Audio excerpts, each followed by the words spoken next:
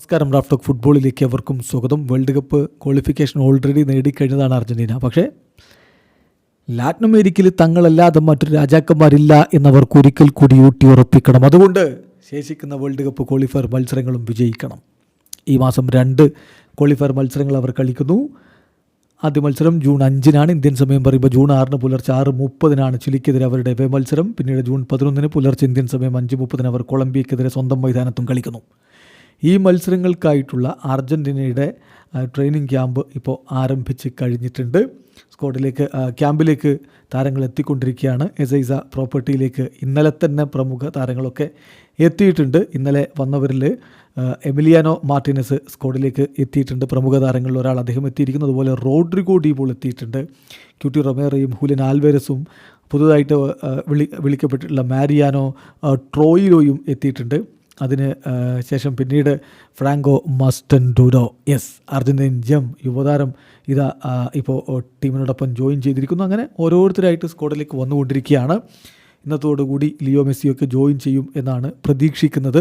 നമ്മൾ ഇന്നലത്തെ വിവരങ്ങളാണ് ഈ പങ്കുവെക്കുന്നത്. ബാക്കി താരങ്ങൾ കൂടി ഇന്ന് ജോയിൻ ചെയ്യുന്നതോടെ സ്കലോനിറ്റ കൂടുതൽ സജീവമായിട്ട് അടുത്ത മത്സരങ്ങൾക്കായിട്ട് ഒരുങ്ങും എന്ന കാര്യം ഉറപ്പാണ്. ഏതായാലും ഇപ്പോൾ ശ്രദ്ധേയമായിട്ടുള്ള മറ്റൊരു കാര്യം, ബ്യൂൻഡിയയെ ഇപ്പോൾ അർജൻറ്റീൻ ദേശീയ ടീമിലേക്ക് വിളിച്ചിട്ടുണ്ട്. അതായത് ബയർ ലെവർക്യൂസൻ്റെ എമിലിയാനോ ബ്യൂൻഡിയയെ സ്ക്വാഡിലേക്ക് വിളിച്ചിരിക്കുന്നു. അലക്സിസ് മാക്കലിസ്റ്ററുടെ ആബ്സെൻസിലാണ് അദ്ദേഹത്തെ സ്ക്വാഡിലേക്ക് എടുത്തിട്ടുള്ളത്. എന്തായാലും ഇപ്പോൾ മസിൽ ഇഞ്ചുറി കാരണമാണ് അലക്സിസ് മാക്കലിസ്റ്റർ അർജൻറ്റീൻ സ്ക്വാഡിലേക്ക് എത്താത്തത് എന്ന കാര്യം കൂടി ശ്രദ്ധിക്കുക. അർജൻറ്റീനയുടെ ട്രെയിനിങ് ഷെഡ്യൂളും മറ്റുമൊക്കെ തീരുമാനിച്ചിട്ടുണ്ട്.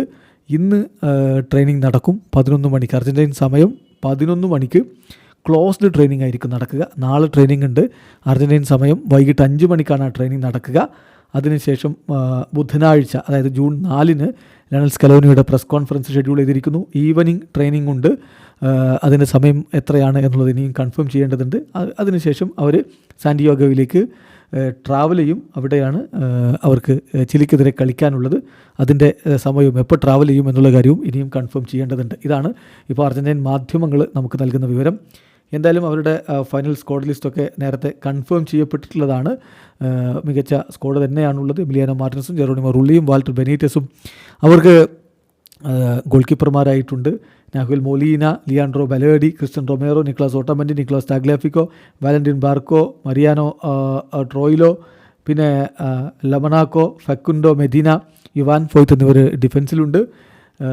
എൻസോ ബഴൻസിയ, Nicolas Paz, Leandro Paredes, Rodrigo De Paul, Enzo Fernandez, Giovani Lo Celso, Ezequiel Palacios, Thiago Almada എന്നിവർ മധ്യനിരയിലുണ്ട്. ഗ്യൂലിയാനോ സിമിയോണിയും ആംഗൽ കൊറേയും ഫ്രാങ്കോ മസ്റ്റൻഡൂരോയും ഹൂലിയൻ ആൽവരസും നിക്ലാസ് ഗോൺസാലസും ലിയോ മെസ്സിയും ലൗട്രോ മാർട്ടിനസും ഒക്കെ മുന്നേറ്റങ്ങൾ നയിക്കാനുമുണ്ട്. എന്തായാലും ബൂണ്ടിയെ ഇപ്പോൾ സ്ക്വാഡിലേക്ക് എടുത്തിട്ടുണ്ടെന്ന കാര്യം കൂടി ശ്രദ്ധിക്കുക. ഇതാണിപ്പോൾ അർജൻറ്റീനയുടെ ഫൈനൽ സ്ക്വാഡ് വന്നിട്ടുള്ളത്. എന്തായാലും മികച്ച പ്രകടനം ലിയോ മെസ്സിയും സംഘവും തുടരുമെന്ന പ്രതീക്ഷയിൽ ആരാധകർ കാത്തിരിക്കുന്നു. വീഡിയോ അവസാനിക്കുന്ന ഫുട്ബോൾ ലോകത്തെ കൂടുതൽ വിശേഷങ്ങളുമായി റാഫ് ടോക്സ് എത്താം.